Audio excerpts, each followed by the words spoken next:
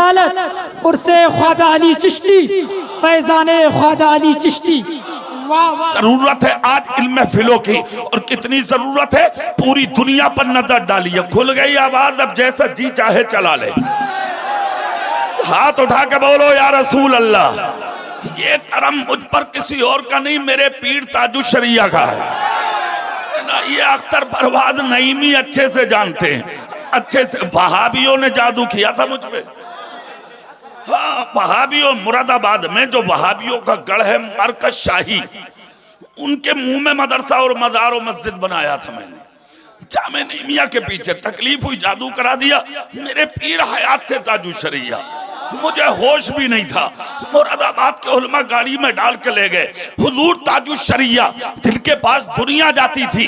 یہ کرم تھا میرے پیر کا. جب سنا حضور مراد آباد سے قاری اقبال ہیں، شاید ان کو جادو کرا دیا. بولے لا حول ولا قوت. کہاں ہے قاری صاحب؟ میں گاڑی میں لیٹا تھا. کہا فوراً اندر لائیے. اٹھ کر کھڑے تھے حضرت، اندر لایا گیا. 1 گھنٹہ تاج الشریعہ نے اندر رکھا. سر پہ ہاتھ رکھ کے دم کیا، سینے پہ ہاتھ رکھ کے دم کیا، کمر پہ ہاتھ رکھ کے دم کیا، اور میرا گلا پکڑ کے بولے جاؤ کوئی جادو نہیں ہے. نعرہ تکبیر، نعرہ تکبیر، نعرہ رسالت، مسلک اعلی حضرت فیضان تاج الشریعہ. آج تک کوئی دوائی نہیں کھائی، آج تک کوئی ٹیبلیٹ نہیں کھائی، کوئی دوائی نہیں کھائی، کوئی ڈسپینسری میں میں نہیں گیا. اگر کوئی کہتا بھی ہے نا تو خاموشی سے کہہ دیتا ہوں. جب دوائی کی ضرورت ہوتی ہے تو جاتا ہوں اپنے پیر کے قدموں میں، ان کے مزار کا ایک پھول اٹھا کے زبان پر رکھ لیتا ہوں.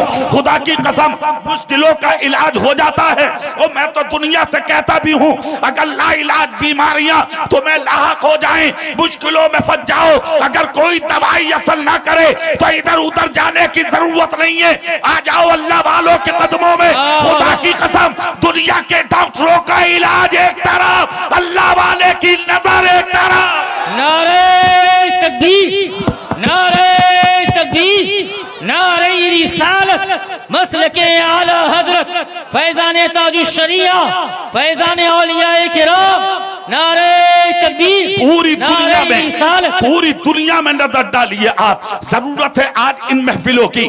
دیکھیں نظر ڈال کے، لے کے مشرق سے مغرب تک، جنوب سے شمال تک، دنیا کے جس خطے، جس حصے، جس جہت میں نظر ڈالو گے، تحریکوں کے ذریعے، منصوبوں کے ذریعے، پلاننگ کے ذریعے، گروہ بندی کے ذریعے، لٹریچر اور کتابوں کے ذریعے آج اسلام کی مخالفت ہو رہی ہے. کوئی قرآن کے خلاف، کوئی حدیثوں کے خلاف، کوئی مسجدوں کے خلاف، کوئی مدارس کے خلاف، کوئی علماء کی داڑھیوں کے خلاف، کوئی تمہاری ٹوپیوں کے خلاف، کوئی ہماری بہنوں بیٹیوں کے پردے کے خلاف. چاروں طرف سے حملے ہو رہے ہیں. اور کہاں تک برداشت کر رہا ہے مسلمان؟ کسی نے قرآن کو جلا ڈالا، کسی نے قرآن کو دریا میں ڈال دیا، کسی نے قرآن کو معاذ اللہ اپنی جوتیوں میں رکھ کے مٹانے کی بات کہی. ارے یہ قرآن کو جلانا، یہ دریا میں ڈال دینا، یہ قرآن کو جوتیوں میں رکھنا، یہ قرآن کو پھاڑ کے پھینک دینا، یہ کوئی نئی حرکت نہیں ہے. 1500 سال ہو گئے لوگوں کو قرآن کے خلاف اپنی زبانوں کو کھولتے ہوئے.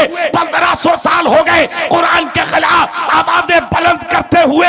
مگر ہے کوئی دنیا میں ایسا جو قرآن کا ایک نقطہ بھی ہٹا سکے؟ 1500 سال ہو گئے قرآن کو مٹانے والے مٹ گئے، دنیا سے برباد ہو گئے، تباہ ہو گئے. ان کے مکان ختم، مکانات ختم، محلات ختم، ان کے نام ختم، ان کے نشان ختم. 1500 سال ہو گئے. جیسے قرآن 1500 سال پہلے سلامت تھا ویسے ہی آج بھی سلامت ہے. اسلام کے خلاف دنیا بھونک رہی ہے. اسلام جیسے کل سلامت تھا آج بھی سلامت ہے.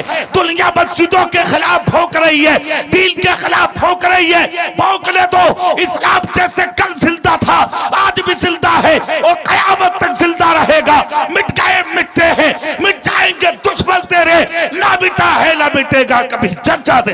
نعرہ تکبیر، مذہب اسلام.